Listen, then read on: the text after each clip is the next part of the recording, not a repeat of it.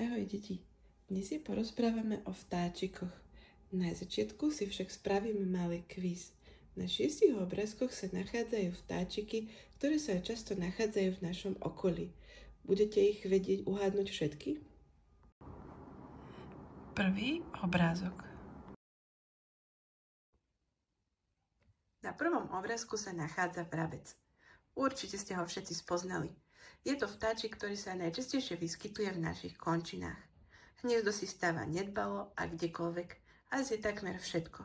Nie je sťahovavý a ľahko sa vie prispôsobiť horúčavám aj nízkym teplotám. Počuli ste už prirovnanie, že zje ako vrabec, keď niekto nechce papať? Toto prirovnanie však nie je úplne presné, pretože vrabček zje naozaj veľmi veľa cez deň. Zje 1/3 svojej hmotnosti. To znamená, že keby sme to prerátali na človeka, človek by cez deň musel zjesť minimálne 10 kg potravy. A to je naozaj veľa. Takže toto prirovnanie nie je celkom presné. Vrabčekovia teda papajú radi a často. Avšak keď udre tuhá zima, svoju potravu si hľadajú len ťažko. Preto je fajn, keď im s tým pomôžete. Výstavbou búdok alebo zavesením krmitok im pomôžete prežiť zimu. Druhý obrázok. Na druhom obrázku sa nachádza síkorka. Existuje veľa druhov síkoriek, ktoré sa navzájom odlišujú vzhľadom aj spôsobom života. Najznámejšie zo síkoriek sú síkorka veľká a síkorka belasá. Síkorka belasá má vrch svojej hlavičky, krídla a chvost belaso modré a brúško žlté. Síkorka veľká má žltkastú hruď s čiernym pásikom a hlavičku a krk má čierne. Síkorka veľká je najbežnejšia síkorka, ktorú môžeš voľne vidieť. Obidve síkorky sa živia hmyzom a semenami. Obe majú radi loj, takže keď ho zavesíš na strom cez zimu, určite ich budeš môcť ľahko spozorovať. Tretí obrázok. Na treťom videu sa nachádza lastovička obyčajná. K nám prilieta v apríli. Najradšej má dedinu, pretože tu si môže ľahko postaviť svoje hniezdo pod strechou alebo v maštaliach. Svoje hniezdo stavia z blata, slín, slamy, trávy a peria. Materiál nosí v zobáčiku ako malé hrudky. Hniezdo dokonca využíva viac rokov. Živí sa hmyzom, najmä muškami. Podľa poveternostných podmienok chytá tieto mušky buď vysoko alebo nízko nad zemou. Od toho vznikla aj ľudová múdrosť, ktorá hovorí, že ak lastovička chytá mušky nízko, bude pršať, ak vysoko, bude svietiť slnko. Štvrtý obrázok. Na štvrtom obrázku sa nachádza havran.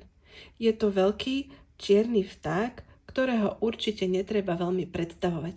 Všetci ho dobre poznáme. Zaujímavosťou však je, že na Slovensku má až 4 pomenovania. Môžete ho nájsť v literatúre ako havran, ako vrana, ako kauka a ako krkavec.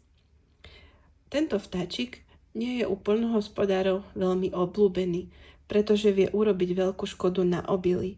Je však aj užitočný, pretože ničí hráboše a škodlivý hmyz. Havrany sa koncom zimy zhromažďujú do veľkých kolónií a robia si hniezda v korunách vysokých stromov, blízko jeden vedľa druhého. Od toho vzniklo aj porekadlo, že vrana k vrane sadá. 5. obrázok. Na ďalšom obrázku sa nachádza straka. Častokrát sa hovorí, že si klebetný alebo urapotaný ako straka.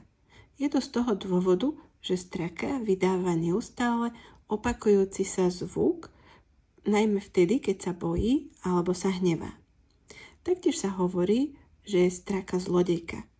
To je taktiež pravda, pretože si rada nosí trblietavé predmety do svojho hniezda. Straka sa inak živí hmyzom, semenami, ovocím alebo požiera z dochliny a vajíčka dravcov či niektorých spievavcov. Veľmi starostlivo si buduje svoje hniezdo. Skoro na jar si z blata, listie a trňa na hociktorom strome urobí dočasné hniezdo. Neskôr si v korunách stromov vybuduje svoj trvalý príbytok. Vraví sa, že podľa toho, ako vysoko si straka postaví hniezdo, môžeme predpokladať, že bude zima tuhá alebo slabá. 6. obrázok. Na poslednom obrázku máme holuba. Tohto vtáčika vám určite nemusím predstavovať. Všetci sme ho videli a dobre ho poznáme.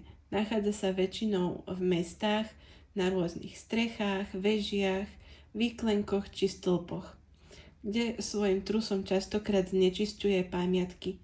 Preto je aj zakázané v historických mestách holubov krmiť. Holub sa inak živí semenami, ale v mestách sa častokrát živí práve zvyškom potravy od človeka. Holub sa udomácnil u nás na Slovensku asi pred 2000 rokmi. Mestské holuby sú pravdepodobne potomkovia holuba skalného. Holub mal však veľmi významné využitie v histórii. Používal sa na výmenu informácií ako poštový holub. Možno ste už o tom aj počuli. Dozvedeli sme sa niečo nové o vtáčikoch. Teraz si spoločne povieme niečo o ich životnom cykle. Ukážeme si to na týchto drevených kartičkách. Sliepočku všetci dobre poznáte. Čiže začíname so sliepočkou. Sliepočka znesie vajíčka. Z vajíčka sa vyliahne kuriatko. Kuriatko rastie, rastie, rastie. Až znova bude sliepočka, ktorá môže zniesť vajíčko a takto sa cyklus neustále opakuje. Vy si tento cyklus môžete ukázať tiež a môžete sa o ňom porozprávať doma v škole alebo v škôlke. Stačí, keď si vystrihnete tieto obrázky a nalepíte ich na správne miesto. Všetok materiál použitý v tomto videu nájdete na mojej stránke. Stačí si pozrieť dole pod videom link a prekliknúť sa na stránku. Tak, ideme spoločne počítať. Keď usporiadame správne čísla, vyjde nám obrázok a zistíme, aký vtáčik sa skrýva na obrázku. Poďte mi pomôcť. Začíname jednotkou. To je 1. Potom máme číslo 2. Potom máme číslo... Aké číslo máme po dvojke? Číslo 3. A potom je posledné číslo 4. Tak, uhadli ste? Je to papagaj. Ešte mám pre vás pripravenú jednu úlohu a potom budeme spoločne majstrovať. Teraz však musíme nájsť časti tela tohto malého vrabčeka. Beriem prvú kartičku. Prvá kartička bude celkom jednoduchá. Je to hlavička. Takže to všetci asi budeme vedieť, kam patrí. Ďalej ideme. Je to očko. Aj toto je veľmi jednoduché. Určite ste to všetci uhádli. Ideme na ďalšiu kartičku.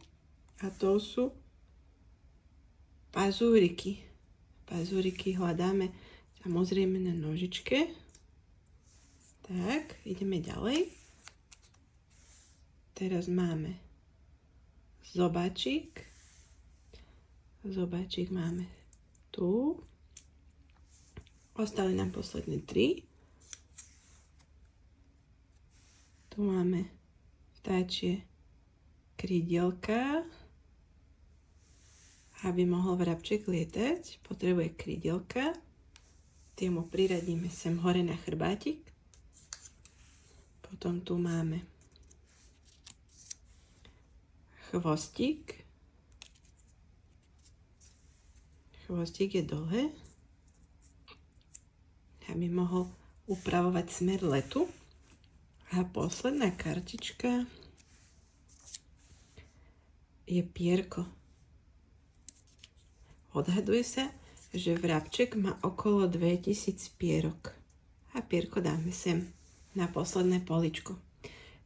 Tak, a ideme teraz majstrovať. Dnes si spoločne vyrobíme kvetinového vtáčika. Čo budete naň potrebovať? Predlohu, ktorú si zdarma môžete stiahnuť z mojej stránky. Link nájdete opäť pod videom. Ďalej to budú kvetinky, potom to budú fixky, temperky alebo vodové farby a lepiaca páska. Celý postup aj hotového vtáčika nájdete v krátkom videu. Keď pôjdete na prechádzku s rodičmi alebo s pani učiteľkou, nezabudnite si natrhať kvietky na vtáčika, ale taktiež nezabudnite vtáčikov pozorovať. Pri pozorovaní si môžete pomôcť takouto pomôckou a zaškrtávať si na celej strane, akých vtáčikov ste počas prechádzky videli. Tak, ideme na to. Vyrábame vtáčika. Ďalej krátke video.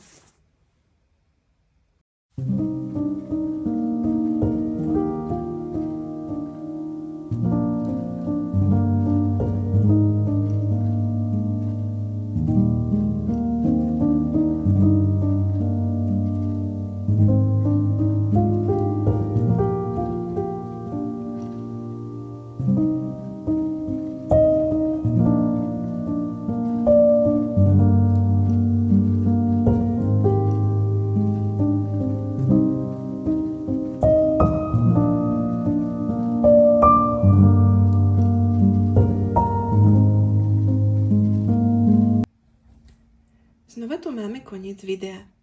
Dnes sme sa spolu naučili niečo nové o vtáčikoch, o ich životnom cykle a vyrobili sme si spolu kvetinového vtáčika. Teším sa na vás opäť v novom videu. Čaute!